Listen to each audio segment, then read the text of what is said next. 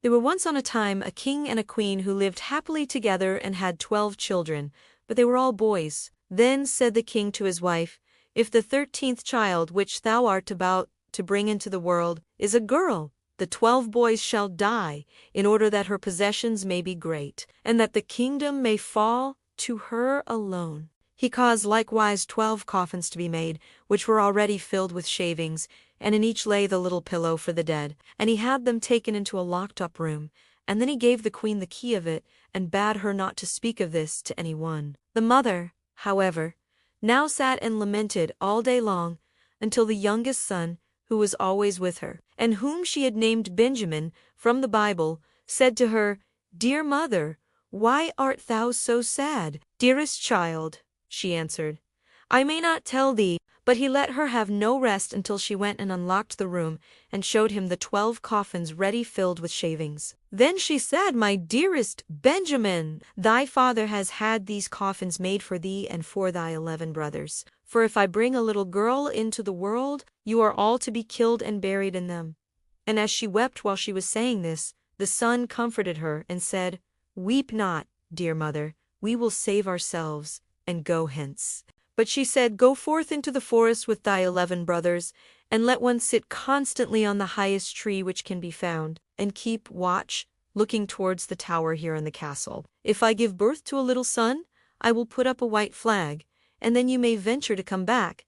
But if I bear a daughter, I will hoist a red flag, and then fly hence as quickly as you are able, and may the good God protect you. And every night I will rise up and pray for you in winter, that you may be able to warm yourself at a fire, and in summer that you may not faint away in the heat." After she had blessed her sons, therefore, they went forth into the forest. They each kept watch in turn, and sat on the highest oak and looked towards the tower. When 11 days had passed, and the turn came to Benjamin, he saw that a flag was being raised. It was, however, not the white, but the blood-red flag which announced that they were all to die. When the brothers heard that, they were very angry and said, "Are we all to suffer death for the sake of a girl?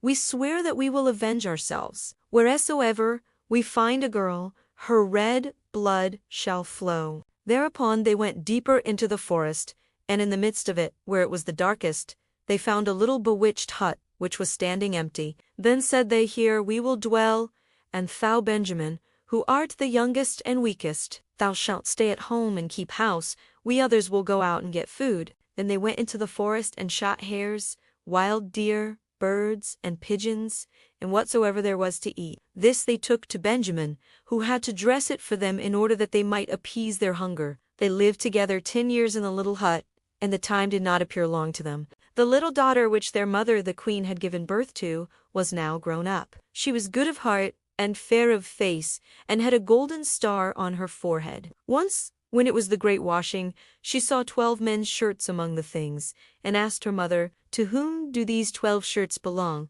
For they are far too small for father." Then the queen answered with a heavy heart, "Dear child, these belong to thy 12 brothers." Said the maiden, "Where are my 12 brothers? I have never yet heard of them." She replied, "God knows where they are. They are wandering about the world." Then she took the maiden and opened the chamber for her, and showed her the 12 coffins with the shavings and pillows for the head. "These coffins," said she, "were destined for thy brothers, but they went away secretly before thou wert born."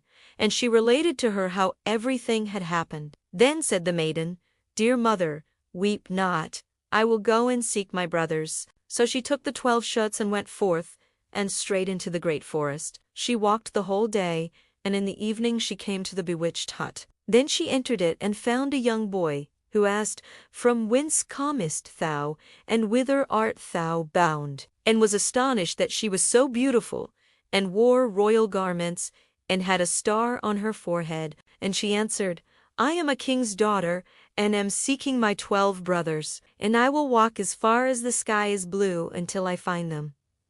She likewise showed him the 12 shirts which belonged to them. Then Benjamin saw that she was his sister, and said, "I am Benjamin, thy youngest brother." And she began to weep for joy, and Benjamin wept also, and they kissed and embraced each other with the greatest love. But after this he said, "Dear sister, there is still one difficulty. We have agreed that every maiden whom we meet shall die, because we have been obliged to leave our kingdom on account of a girl. Then said she, I will willingly die, if by so doing I can deliver my 12 brothers.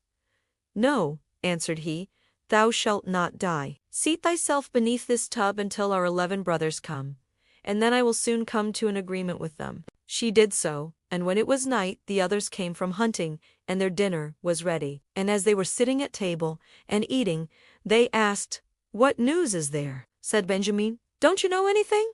No, they answered. He continued, You have been in the forest, and I have stayed at home, and yet I know more than you do. Tell us then, they cried. He answered, But promise me that the first maiden who meets us shall not be killed. Yes, they all cried, She shall have mercy, only do tell us. Then said he, Our sister is here, and he lifted up the tub, and the king's daughter came forth in her royal garments with the golden star on her forehead, and she was beautiful, delicate, and fair. Then they were all rejoiced, and fell on her neck, and kissed and loved her with all their hearts. Now she stayed at home with Benjamin, and helped him with the work. The 11 went into the forest and caught game, and deer, and birds, and wood pigeons that they might have food, and the little sister and Benjamin took care to make it ready for them. She sought for the wood, for cooking and herbs for vegetables, and put the pans on the fire so that the dinner was always ready when the 11 came. She likewise kept order in the little house, and put beautifully white clean coverings on the little beds. And the brothers were always contented and lived in great harmony with her. Once on a time, the 2 at home had prepared a beautiful entertainment, and when they were all together, they sat down and ate and drank, and were full of gladness. There was, however, a little garden belonging to the bewitched house, wherein stood 12 lily flowers. She wished to give her brothers pleasure, and plucked the 12 flowers, and thought she would present each brother with one while at dinner. But at the selfsame moment that she plucked the flowers, the 12 brothers were changed into 12 ravens, and flew away over the forest, and the house and garden vanished likewise. And now the poor maiden was alone in the wild forest, and when she looked around, an old woman was standing near her, who said, My child, what hast thou done? Why didst thou not leave the 12 white flowers growing? They were thy brothers, who are now for evermore changed into ravens. The maiden said, weeping, Is there no way of delivering them? No, said the woman, there is but one. For thou must be dumb for 7 years, and mayst not speak or laugh. And if thou speakest one single word, and only an hour of the 7 years is wanting, all is in vain, and thy brothers will be killed by the one word. Then said the maiden in her heart, I know with certainty that I shall set my brothers free, and went and sought a high tree, and seated herself in it, and span, and neither spoke nor laughed. Now it so happened that a king was hunting in the forest, who had a great greyhound which ran to the tree on which the maiden was sitting, and sprang about it, whining and barking at her. Then the king came by and saw the beautiful king's daughter with the golden star on her brow, and was so charmed with her beauty that he called to ask her if she would be his wife. She made no answer, but nodded a little with her head. So he climbed up the tree himself, carried her down, placed her on his horse, and bore her home. Then the wedding was solemnized with great magnificence and rejoicing, but the bride neither spoke nor smiled. When they had lived happily together for a few years, the king's mother, who was a wicked woman, began to slander the young queen. Even if she'll be dumb, she still might laugh for once. But those who do not laugh have bad consciences.